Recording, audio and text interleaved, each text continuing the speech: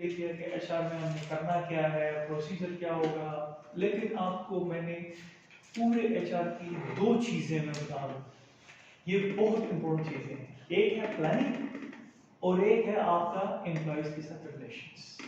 ठीक है, तो आपकी हम जो चीज पढ़ेंगे वो एंड ऑफ उसमें एम्प्लॉय रिलेशनशिप कि एम्प्लॉयज के साथ रिलेशनशिप कैसा होना चाहिए। थोड़ी सी इसकी डिफिनीशंस हम पढ़ेंगे।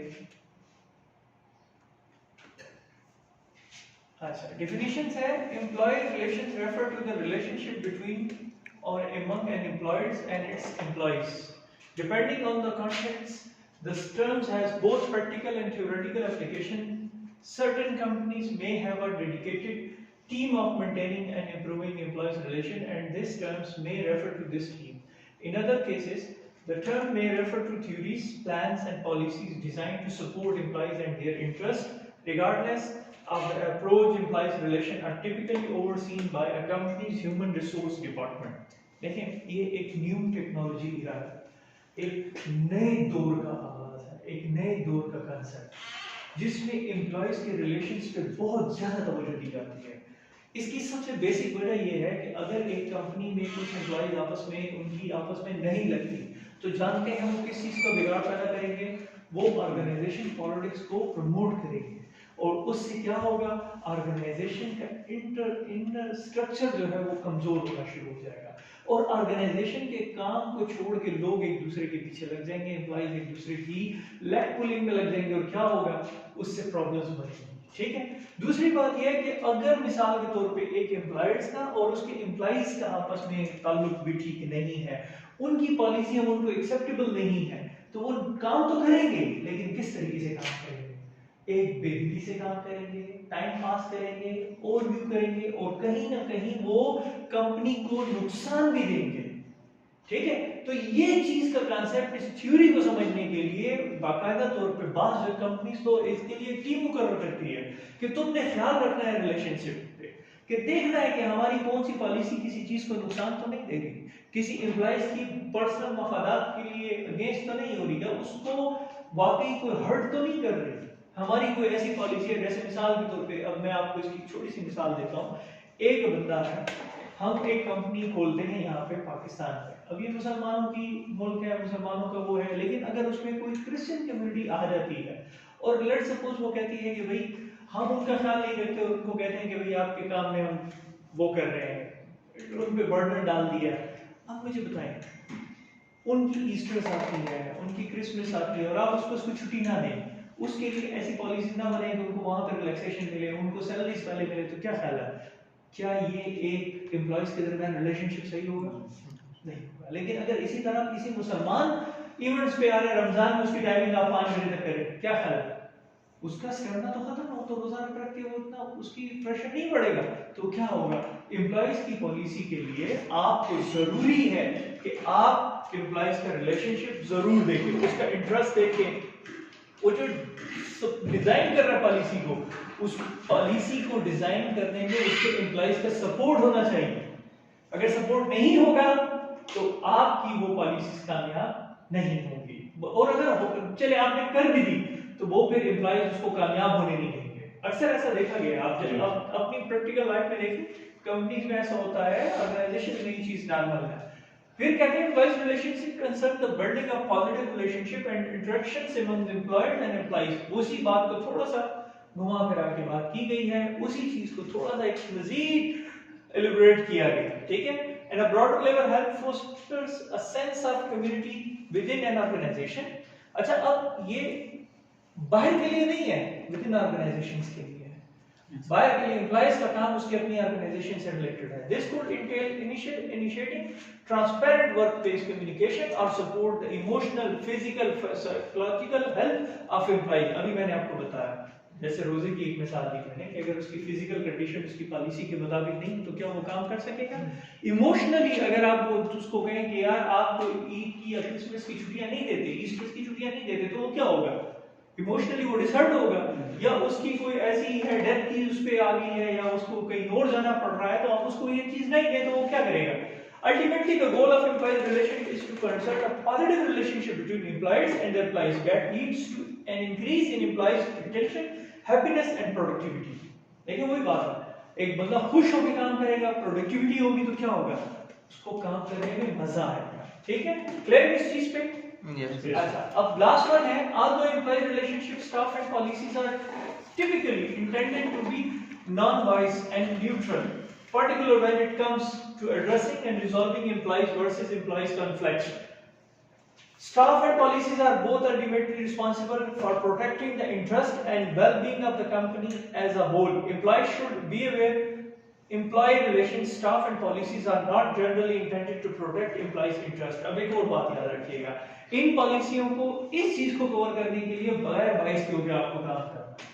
ऐसा नहीं है कि आप एम्प्लॉइज के हक में ज्यादा सोचिए और कंपनी को बिल्कुल इग्नोर कर दें. आपने इस चीज का बहुत ख्याल रखना है. अगर दरमियान में एम्प्लॉइज की भी कॉन्फ्लिक्ट आ गया तो वो भी बगैर बाइस के फैसला करना है. ये सिर्फ रिलेशनशिप कंपनी के और एम्प्लॉइज के दरमियान में नहीं है, एम्प्लॉइज टू एम्प्लॉइज के दरमियान में रिलेशनशिप को भी देखता है. ठीक है, क्लियर है चीज? Yes sir. तो ये आपने एक देखना, ये न्यू टर्म्स है, न्यू एक वो है ऑर्गेनाइजेशंस के लिए. तो उसमें एक आपको समझाने के लिए कि भाई ये आपने एचआर का काम सिर्फ वो एक टिपिकल काम नहीं रहा, अब अपनी उससे आगे बढ़ चुका है. ठीक है, तो इसको भी वो एक कवर करता है और एक अलग टॉपिक कंसीडर करता है. अब इसमें आता है vertical and horizontal employees relationship. क्या ख्याल है, हॉरिजॉन्टल और वर्टिकल से मुराद थोड़ा बहुत आपके ज़हन में आता होगा.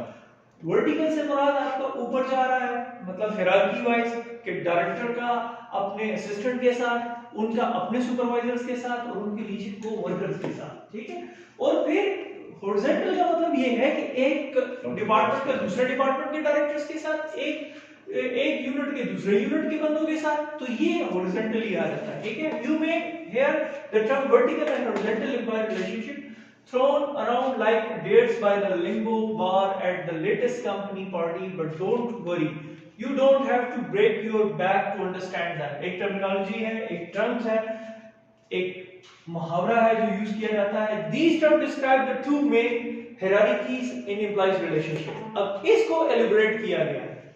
ये एक खास टर्म्स है जो कि यूज की जा रही है इस चीज के लिए.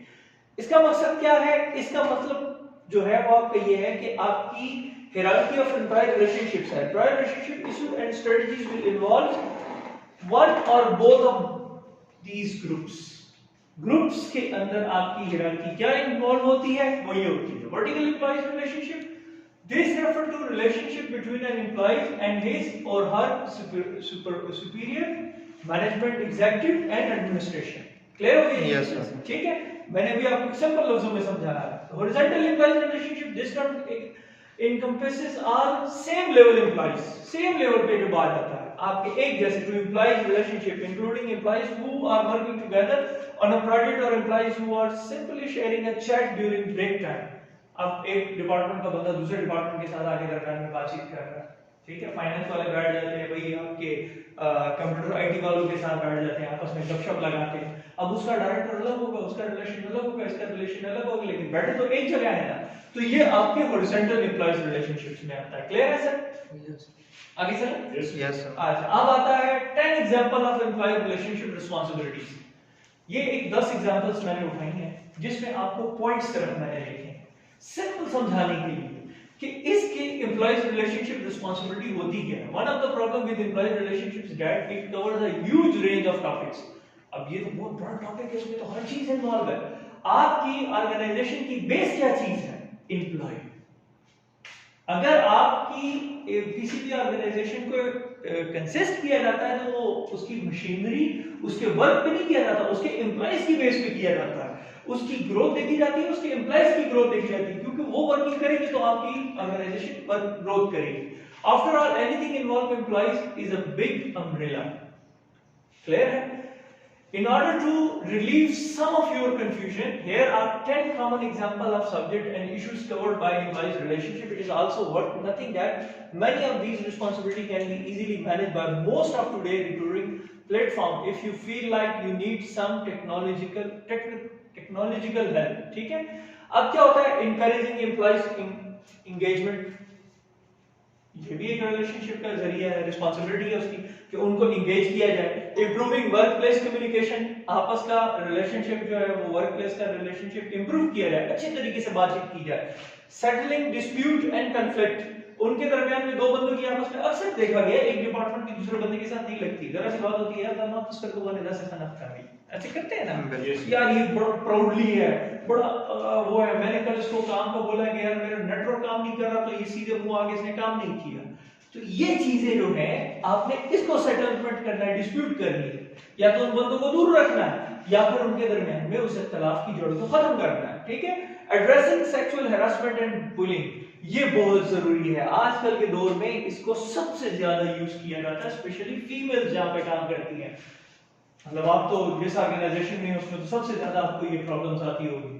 पोलियो के लिए जाती हैं लड़कियां और अक्सर कंप्लेंट्स करती हैं डॉक्टर ये कर रहा है, ये कर रहा है, ये कर रहा है। तो ये सेक्सुअल हैरेसमेंट जो है इसका काम रिस्पांसिबिलिटी, इस चीज को एड्रेसिंग करने की रिस्पांसिबिलिटी किसकी है? एम्प्लॉय रिलेशनशिप, ठीक है। फिर आता है ओवरसीजिंग हेल्थ एंड सेफ्टी प्रोड्यूसर, ठीक है, ये भी एक्सप्लेन करने की जरूरत नहीं है, समझते हैं आप इस चीज को। क्लियरिंग, अच्छा, हैंडलिंग वेजेस कंसर्न, ये भी एक मेजर इशू है कि आपकी सैलरीज कम हो, उसके ऊपर एम्प्लॉइज एक दूसरे से बात करते हैं। अक्सर देखा गया है एक डिपार्टमेंट दूसरे डिपार्टमेंट पे कहता है उन्होंने छुट्टी की, उनकी कटिंग नहीं हुई और हमने छुट्टी कर दी, हमारी कटिंग हो गई, ये क्या बात हुई, हम काम नहीं करते। अब उनका एक अलग पैटर्न है, उनका डायरेक्टर कटिंग नहीं करता, हमारा डायरेक्टर करता है, हमें 4 बजे बुला छुट्टी दे देता है, उनको 2 बजे छुट्टी दे देता है, ये क्या बात हुई। तो इस चीज को जो है ना, क्लियरिंग कंपनी पॉलिसीज, अच्छा पॉलिसीज को क्लियर करना बहुत जरूरी है। एक पॉलिसी बनाई जाती है कि भाई आपको, आप लेट आएंगे आपकी कटिंग होगी, अब ये पॉलिसी बन गई तो हर बंदा गुस्सा हो जाता है, यार ये देखो हम लेट जाते हैं उसमें तो कुछ फेवर नहीं देते, जल्दी आने पे कटिंग हो जाती है। नहीं, उसके साथ कंपनी कोई और सब्स्टिट्यूट रखेगी कि भाई अगर ये जल्दी आएगा, अर्ली आएगा, इसको मंथ के आखिर में बोनस पॉइंट मिलेगा, ठीक है, इसको बोनस मिलेगा। तो ये चीजें भी फिर उसको कंपनी पॉलिसीज को क्लैरिफाई करना जरूरी है। कंडक्टिंग वर्कप्लेस इन्वेस्टिगेशन, अब वर्कप्लेस इन्वेस्टिगेशन भी जरूरी है कि उसमें देखा जाए कि यार काम हो रहा है क्या नहीं हो रहा। कम्युनिकेटिंग विद एम्प्लॉइज यूनियन, हमारे यहाँ यूनियंस को सवाल ही पैदा नहीं होता, खत्म कर दी गई है, लेकिन अभी भी बाद सरकारी इदारों में यूनियंस मौजूद हैं जो कि बहुत स्ट्रांगली काम करती हैं, ठीक है। प्राइवेट सेक्टर्स में भी यूनियंस काम करती हैं। Monitoring overall employees moral and performance, ये मॉनिटर भी करती है, ओवरऑल एम्प्लॉइज को भी देखती है। तो ये बेसिकली आपकी रिलेशनशिप रिस्पांसिबिलिटीज हैं, ठीक है। कॉमनली यूज्ड एम्प्लॉय स्ट्रेटजीज भी हैं इसकी, हमने तो रिस्पांसिबिलिटी पढ़ी, अब स्ट्रेटजी है। स्ट्रेटजी क्या चीज है? Managing employer relationship is a huge job even for a fully staffed and well trained department. अब इसके लिए डिपार्टमेंट के जो बंदे हैं वो वेल ट्रेन हो, ऐसे ना हो कि बस मामूली के तौर पे बैठ गए और उन्होंने देख लिया, ठीक है। Here are some commonly used strategies and ideas of fostering a positive, healthy workplace. अब क्या है? Encourage cooperation and collaboration. Make sure communication is transparent, timely, and relevant. Set and communicate company goals. Have appropriate policies in place to reduce conflict. Respond quickly and thoroughly to any issue. देखें, इसका काम सिर्फ ये नहीं है कि आपके लिए सिर्फ पॉलिसीज को देखना, उसके लिए वो चीज करना जो उनकी पॉलिसीज के लिए इम्प्लीमेंटेशन के काबिल हो। ये जितनी भी आपको बता रहे हैं, provide opportunities to employ, leave feedback, offer career advice and professional development, ये बेसिकली किस चीज की तरफ इशारा है? रिलेशनशिप की तरफ इशारा है। क्योंकि आप जब इसके लिए इस डिपार्टमेंट को बनाएंगे, इस डिपार्टमेंट पे आप इंप्लीमेंटेशन के लिए चीज सेट करेंगे, उसके लिए स्ट्रेटजी को बनाएंगे, तो जाहिर बात है स्ट्रेटजी के लिए आपको पहले तौर पे तो सबसे पहले क्या होना चाहिए? आपका वेल ट्रेन्ड डिपार्टमेंट होना चाहिए, और वो ये 5-6 चीजें जो है ना, इसको बड़े गौर से बनाते हुए इसको मद्देनजर रखेगा। उसका बेसिक काम उन रिस्पांसिबिलिटी पूरा करने के लिए इन 6 चीजों की स्ट्रेटजी बनानी होगी, ठीक है। ये दोनों इंटर रिलेटेड है। Celebrate event and holidays, plan get together opportunity outside work, support a healthy work life balance for all employees. While the above point are good strategy for improving employees relationship, it is important to remember they are also generalized.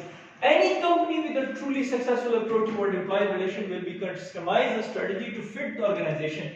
Don't be afraid to try out a few things to see what will stick but stay flexible when it comes to adjusting policy and plan in order to stay respective to employee needs and interest.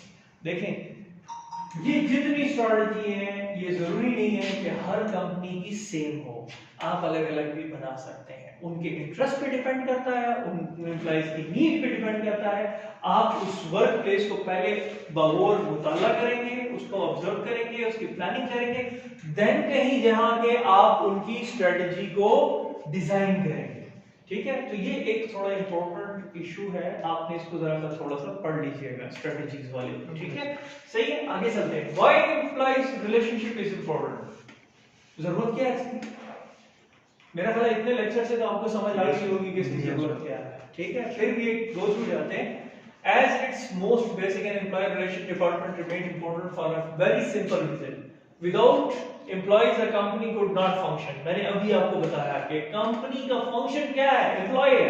Employ नहीं है तो फिर तो company नहीं है। ठीक है, companies want to keep experience, productive and valuable employees for as long as possible. उसको चाहिए अपने बंदे को रिटेन करना है, उसने अपने एक्सपीरियंस बंदे को, और an efforts often refers to an employ retention. To do this, employees must be happy enough that they will not, or at least will remain less likely to leave the organization. Inter-employee relationship. तो अब देखें, आपका employ कब रहेगा जब उसको वहां पे बेनिफिट मिलेगा, उसको कोई फेवर मिलेगा, वो उसको वहां पे सिक्योर फील करेगा। फिर organization is a positive relationship between and among management and its employees may see both the retention rates and overall productivity soar। देखिए, मैंने आपको बात को इधर से घुमाए या उधर से घुमाए, आपके लिए आपके एम्प्लॉइज के साथ की रिलेशनशिप, आपकी मैनेजमेंट के साथ, मैनेजमेंट का इशारा मतलब आपके ऑनर्स के साथ, मतलब कंपनी का है। ठीक है, कंपनी, देखिए आपने जैसे अकाउंटिंग में पढ़ा होगा कि जब बिजनेस की बात करते हैं तो आप किसी भी बिजनेस को एक एंटिटी की सूरत में लेते हैं। ठीक है, आप कहते हैं कि मैंने एक बिजनेस स्टार्ट किया, उसमें 1 लाख की इन्वेस्टमेंट थी, तो वो बिजनेस आपके एक एंटिटी बन जाता है। और वो एंटिटी क्या है? वो जिस बंदे ने बिजनेस शुरू किया होता है वो उसको रिस्पांसिबल होती है कि वो उसको वर्किंग कैपिटल की सूरत में उसको वापस करेगी। ठीक है, ये उसका इन्वेस्टमेंट है। तो सेम ये आपकी मैनेजमेंट से मुराद एम्प्लॉइज के साथ उसका रिलेशनशिप बता रहा है कि वो क्या है। ठीक हो गया, क्लियर है? इसको एक्सप्लेन करने की जरूरत नहीं है। अच्छा, फिर अगर what is the difference between HR and employees relationship? अब भाई ये भी बहुत इंपॉर्टेंट है, समझना चाहिए आपको कि भाई एचआर और एम्प्लॉइज रिलेशनशिप में फिर फर्क क्या है। एक क्वेश्चन ज़हन में आता है ना कि एचआर क्या है? Employees relationship falls under the large human resource umbrella. अब ये तमाम एम्प्लॉइज को कवर कर रहा है। It refer to the relationship among employees and employees and any action or initiatives taken to maintain the relationship.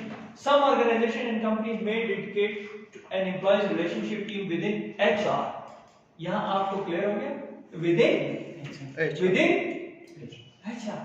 ठीक है, but generally speaking, employee relationship is one of the key responsibility of any competent HR department. ये याद रखिएगा कि employ relationship HR के under आता है, HR employ relationship के अंडर नहीं आता। एचआर आपकी ब्रॉड साइंस है, ब्रॉड चीजें हैं, उसके अंदर अप्रेजल सब कुछ सारी चीजें आनी है, लेकिन इसके अंदर सिर्फ एक यूनिट है, वो है आपका रिलेशनशिप। ठीक है, तो अम्ब्रेला तो उसकी बहुत बड़ी है क्योंकि एम्प्लॉय सारों को कवर करेगी, लेकिन वो खुद किसके अंडर होगी? एचआर के अंडर। क्योंकि एचआर का काम ऊपर से लेकर नीचे तक प्लानिंग, पॉलिसी सब कुछ बनाना है। इसका काम तो सिर्फ रिलेशनशिप के लिए मेंटेन करना है। इसका काम है कि एचआर की जो पॉलिसीज हैं वो एम्प्लॉयज के लिए सुटेबल है कि नहीं है। ठीक है, एक शार्प किस्म के आप समझ लें कि एक यूनिट है जो एचआर के अंडर बैठ के काम करता है। क्लियर है आपको? yes, चले आगे। ठीक है, फिर आता है what is the main purpose of employees relationship. ये क्वेश्चन मैंने क्यों बनाया है पता है? क्यों बनाया? आपके काम आएंगे, आपको मेरी याद है। ठीक है, what is the main purpose of employees relationship? Main purpose क्या है इसका? ठीक है, the main purpose of employee relationship is to foster and improve a positive relationship among employees and employed or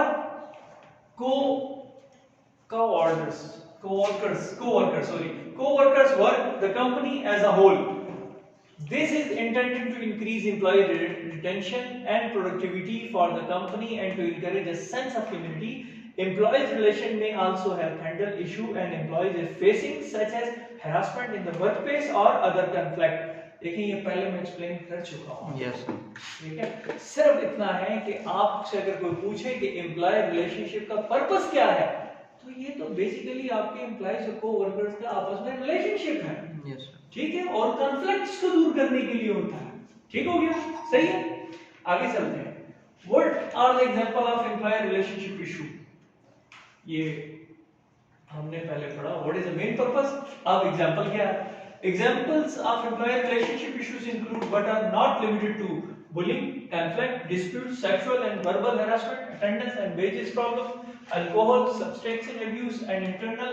ये वो सारे हैं जो उनकी आपकी रिस्पांसिबिलिटीज में शामिल हैं. इसमें सिर्फ उसके पॉइंट्स आती हैं. मेरा मतलब आप समझ गए? Yes. उसमें कंप्लीट रिस्पांसिबिलिटीज हैं, वही गो थ्रू गए, लेकिन ये उसके पॉइंट्स हैं. ठीक है, जितने भी इश्यूज आते हैं एम्प्लॉइज और एम्प्लॉयर्स के दरमियान, ठीक है, या बिटवीन एम्प्लॉइज के दरमियान, मैंने आपको पहले बताया हॉरिजॉन्टली वर्टिकली दोनों, एम्प्लॉइज के दरमियान, एम्प्लॉइज के दरमियान और फिर एम्प्लॉइज के अपने दरमियान. ठीक है, will fall under the category of employees relationship. किस कैटेगरी में आता है? एम्प्लॉइज रिलेशनशिप में. ठीक है. अच्छा, बॉटम लाइन क्या होगी?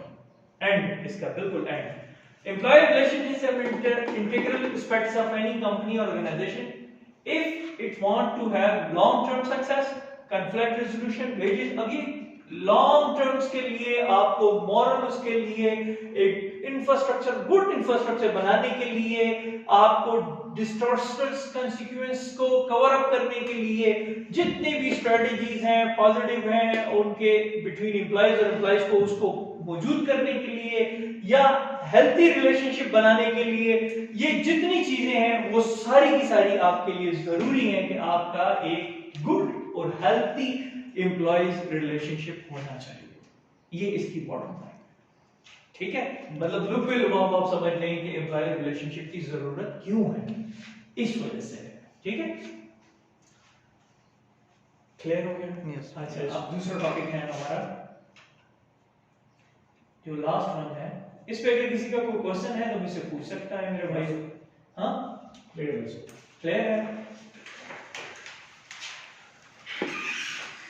जिस क्लास लेता हूँ उस दिन रोजा मेरा बड़ा अच्छा. सबसे पहले मैं पानी का गिलास पी. Project descriptions. अच्छा, ये बताएं प्रोजेक्ट पे किस किसने काम किया?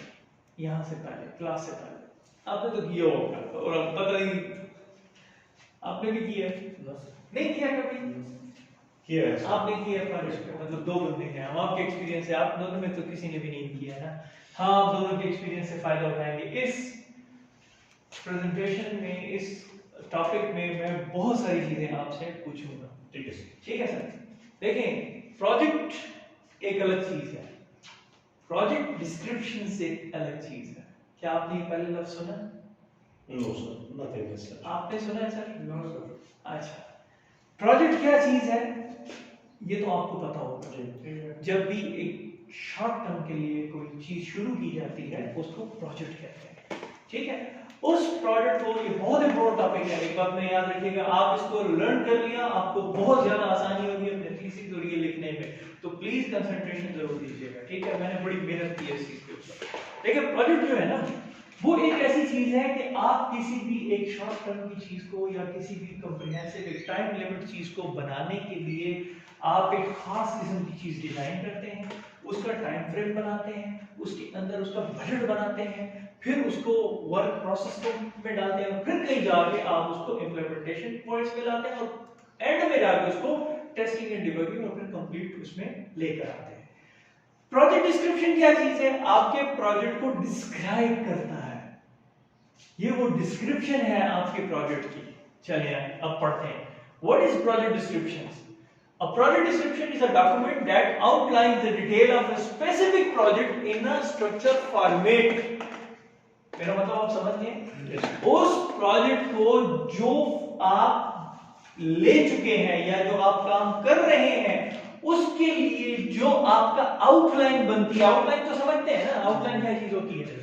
जैसे मिसाल के तौर पे अगर मैं आपको इस प्रेजेंटेशन की आउटलाइन बनाए तो उसके जो मेजर पॉइंट्स हैं वो आप लिख लेंगे, वो आउटलाइन है, पूरी नहीं, उसके मेजर पॉइंट्स। तो ये मिनट्स जो है, मेन पॉइंट्स जो है वो डिटेल स्पेसिफिक बताते हैं, उस प्रोजेक्ट को कवर करते हैं, ठीक है। Format covering all stages of the project. मैंने भी आपको बताया कि प्रोजेक्ट के मुख्तलिफ स्टेजेस होते हैं, मैं उनको डिस्कस नहीं करना चाहता क्योंकि वो एक अलग टॉपिक है।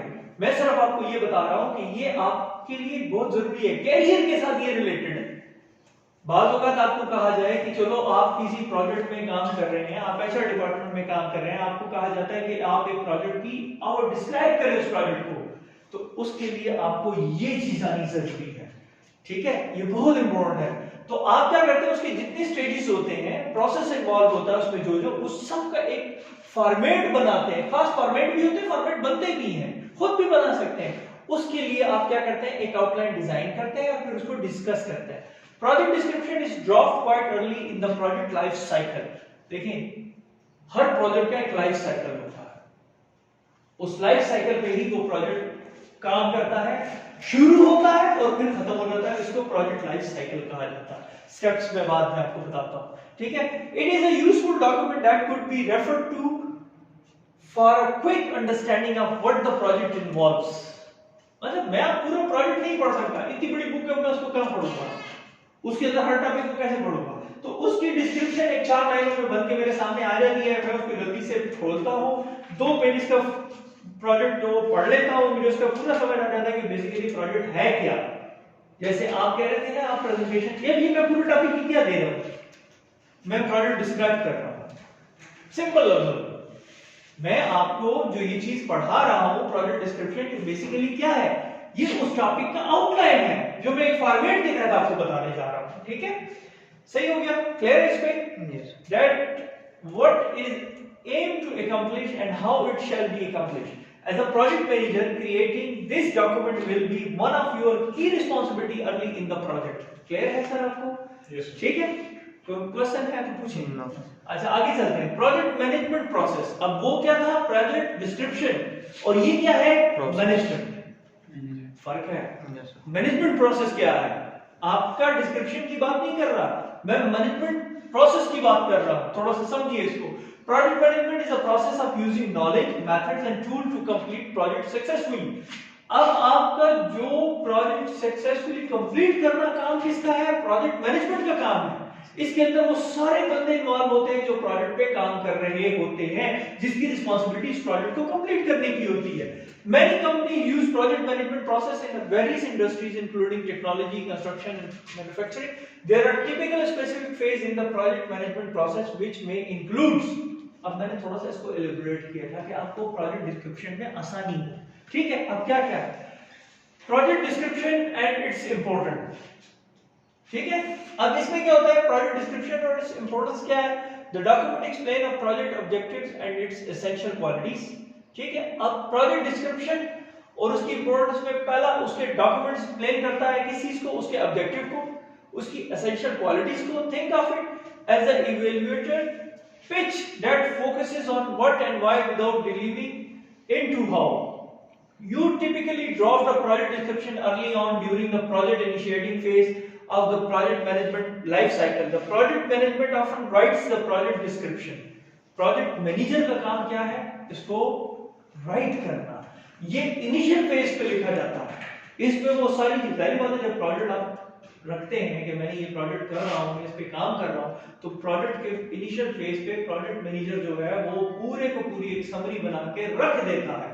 अब यहाँ पे एक क्वेश्चन आता है, आपका इसका पैटर्न थोड़ा सा डिफरेंट है, आप लोग PC1 PC2 बनाते हैं, मैं आपके एक्सप्रेशन से समझ गया कि आप यहाँ पे कंफ्यूज हो जाएंगे कि भाई हम तो ये काम करते ही नहीं है। गवर्नमेंट PC1 PC2 पे काम करते हैं, जब तक उसका PC1 कंप्लीट ना हो वो अप्रूवल नहीं देती। ऐसे ही है PC2 उसका सेकंड फेज ऑफ अप्रूवल है, लेकिन ये चूंकि गवर्नमेंट तो है, ऑर्गेनाइजेशंस है, ऑर्गेनाइजेशन में आपका प्रोजेक्ट डिस्क्रिप्शन हमेशा कब आता है, वो क्या कहता है, you typically draft a project description early on PC1, ठीक है, during the project initiating phase of the project management life cycle. Initial phase पे लाइफ साइकिल का जो पहला फेज है उसके अंदर वो डिस्क्राइब करके रखता है, ताकि कोई बंदा भी जब दोबारा इस प्रोजेक्ट को देखे तो उसको पता लग जाए कि आगे हमने करना क्या है।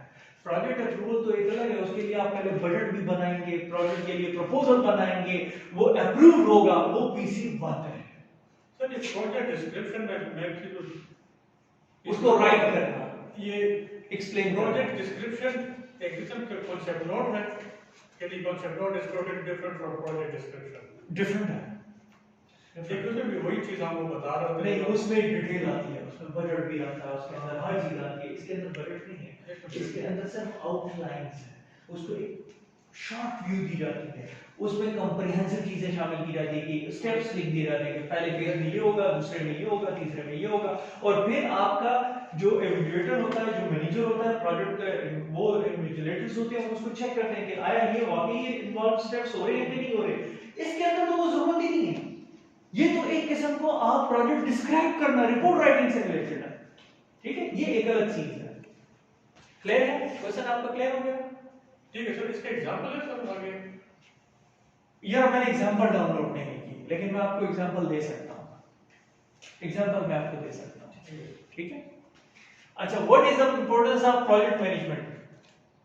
ये हमने पढ़ा नहीं है, फिर आ गया इंपॉर्टेंस है सर, ये नहीं, what is project management process आ गया, डिस्क्राइब एंड इंपॉर्टेंट आ गया, what is the importance of project management का भी इंपॉर्टेंस है। Yes, sir. हमने अभी तक पढ़ी थी पहले मैनेजमेंट प्रोसेस, अब ये मैनेजमेंट की importance. Using project management effectively can help team reduce risk, lower cost, boost productivity.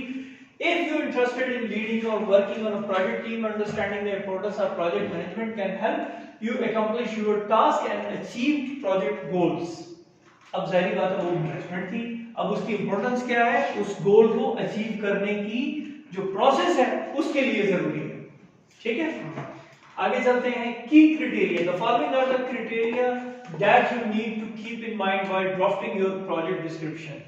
अभी आपके वो सारे क्वेश्चन यहाँ पे आपको जवाब मिल जाएंगे, ठीक है। You should have clarity about the project that you are undertaking. Everything from its purpose to scope should be described such that your reader does not have any question once he had done reading the documents. पहला question क्या है, पहले important क्या है, clarity होनी चाहिए। आपके project की पूरी क्लैरिटी इसके अंदर आप मेंशन करेंगे, ठीक है। दूसरी क्या चीज है, you should describe the project, आपने प्रोजेक्ट को डिस्क्राइब करना है सिंपल पॉसिबल मैनर्स के साथ। जो आप बात कर रहे हैं उसके अंदर क्या है, वो बड़ा कॉम्प्रिहेंसिव होता है, वो सिर्फ टेक्निकल बंदा समझ सकता है, समझ रहे हैं आप मेरी बात, ठीक है। ये आपने सिंपल डिस्क्राइब करना है सिंपल मैनर्स के साथ, ठीक है। However do not omit any important detail and never talk about other unrelated project or events. That document should be snapshot of the entire activity. आपने स्नैपशॉट्स लेनी है डॉक्यूमेंट्स की, छोटे-छोटे पॉइंट्स उसके रख के उसको एक्सप्लेन करना है। फिर क्या है, यू शुड इंक्लूड एवरीथिंग, उसमें हर चीज शामिल करनी है। What knowing about your project and it's description, of course it should ramble on, but everyone who read it should have a well-rounded idea of what you are planning to do. लेकिन ये भी याद रखिए कि जो ये पढ़ रहा है वो उसको हर चीज का इल्म हो जाए, पता लग जाए कि ये प्रोजेक्ट है क्या चीज, ठीक है। You should include relevant and update data in your description. Whatever you are writing should make sense to the purpose of your project, ठीक है। आपका रेलेवेंट और अपडेट डेटा होना चाहिए। ऐसा नहीं है कि प्रोजेक्ट शुरू हुआ है 2021 में और खत्म होना है 2022 में और उसमें आपने 22 में कोई डेटा डाले ही नहीं, 21 का डाल दिया, ठीक है। तो रेलेवेंट होना चाहिए। अब ये है स्टेप्स। अभी तक हमने 3 क्राइटेरिया पढ़े प्रोजेक्ट्स के, ठीक है, इंपॉर्टेंट चीज है, याद रखिएगा। अब क्या है आपका स्टेप्स, क्या है ये स्टेप्स आपने याद रखने हैं। समरी है इसकी, डिफिनीशन है, आप कह रहे थे ना कि इसकी एग्जांपल क्या है, ये एग्जांपल है। डिफिनीशन है, जस्टिफिकेशन है, इवैल्यूएशन है, अप्रोच है और टाइमलाइन है। कि भाई आपने पहले तो समरी लिखनी है कि भाई मेरा प्रोजेक्ट है क्या, फिर उसको डिफाइन करना है कि ये प्रोजेक्ट किस किस पर्पस के लिए है और ये मैं इसमें हम चाहते क्या है। फिर ये प्रोजेक्ट की जस्टिफिकेशन क्या है कि इससे क्या कुछ कर सकते हैं, फिर उसको एवेल्युएट करना है कि भाई इसके अंदर ये चीजें मौजूद हैं और ये हमने करनी है, इस तरीके से करनी है।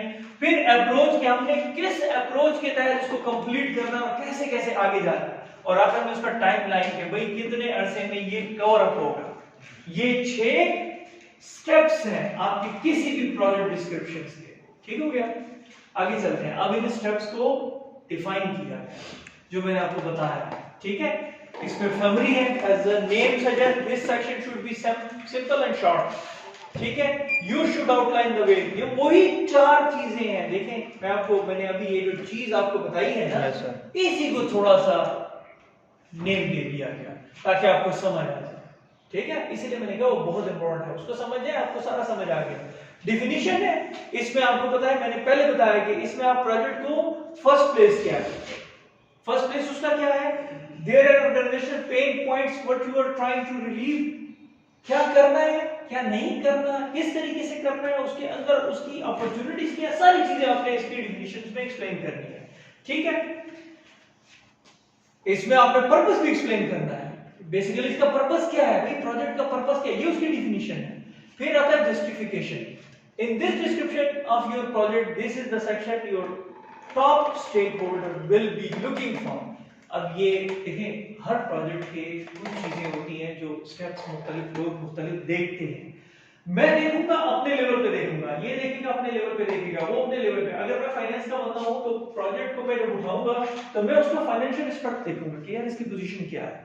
ये अगर देखेगा कि भाई इसकी टेक्नोलॉजी वाला है तो ये देखेगा इस प्रोडक्ट से टेक्नोलॉजी पे कितना इफेक्ट पड़ रहा है। हर बंदा अपने पॉइंट ऑफ व्यू से देखेगा। तो ये जस्टिफिकेशन बेसिकली टॉप मैनेजमेंट की जो टॉप स्टेक होल्डर होते हैं उनके लिए होती है कि वो फाइनेंशियल इन्वेस्टमेंट उसमें देखते हैं, डिपार्टमेंट की परफॉर्मेंस उसके सामने रखी जाती है, और ऑर्गेनाइजेशन के जितने स्टेक्स, जितने भी प्रोजेक्ट के एसेंशियल वो हैं, एफर्ट्स हैं, ये चेक की जाती है कि क्या कर रहे हैं ऑर्गेनाइजेशन के, उसमें एफर्ट्स कितना है। ठीक है, एवल्यूएशन क्या है? This is a tricky section in the description of your project because you will be measuring the benefit that you have to gain against the cost that your organization will incur. देखिए, evolution में तो आपको ये देखना पड़ता है कि ये जो प्रोडक्ट मैंने इसमें लिया है, मैंने इस पे काम किया है, इसमें मेरे अर्न कितना हो रहा है, मेरी जो कॉस्ट आ रही है वो निकल रही है कि नहीं निकल रही। ऐसा तो नहीं है कि मैंने प्रोडक्ट शुरू कर दिया था लास्ट में जा रहा हूं। ठीक है, तो आप इसके लिए एनालिसिस करते हैं, उसका ब्रेक इवन भी निकालते हैं, और प्लानिंग हाउस पार्टी जो होती है जो बेसिकली उसको देखती है कि यार इसका ब्रेक इवन मेरे पास कैसे आ रहा है, वो चेक किया जाता है। अप्रोच क्या है? Here you must describe the approach that you will take to meet your project goals and objectives. You must be mindful of whatever your organization has operational capabilities to support the approach you plan to take. ठीक है, clear है? समझाने की जरूरत नहीं है। आखिर में आता टाइमलाइन। नींद आ गई है? Timeline देखिए, this step is crucial because here you must estimate the total time your project will require. ये आप पता होना चाहिए। ये बेसिकली वो चीज है जो आपके टाइम फ्रेम को कवर अप करता है। ठीक है, सारे रिसोर्सेज पे भी नजर करेंगे, ये भी देखेंगे। अगर आपको यहाँ पे आके फील हो कि यार ये रिसोर्सेज कम है, इस टाइम फ्रेम में ये कंप्लीट नहीं होता, तो यहीं पे आप प्रोजेक्ट को आप मजीद रीवैल्यू कर सकते हैं। ठीक है, What is the project description in a project proposal? Proposal जो आप पहले बात कर रहे P01। ठीक है, अब यहाँ पे बात आती है कि प्रोजेक्ट डिस्क्रिप्शन जो है प्रोजेक्ट प्रपोजल में क्या होता है। In a project description, your project proposal section should give your reader an overview of what you are aiming to do. The question, what are you trying to achieve? Why are you doing this? Should be clearly answered once anyone finished reading your project proposal. Clear है आपको? ये आपके questions का answer है। इसमें आपको basically क्या काम किया जाता है? प्रोजेक्ट डिस्क्रिप्शन आपको ये बताता है कि आपके प्रोजेक्ट का प्रपोजल क्या है। ठीक है, as mentioned earlier, the proposal should be clear and precise. It should outline the project background and justification for the same. You should convince the reader about the project need and outline what existing efforts have already been put in the area, and strongly by detailing the value add your project in support to bring to the organization.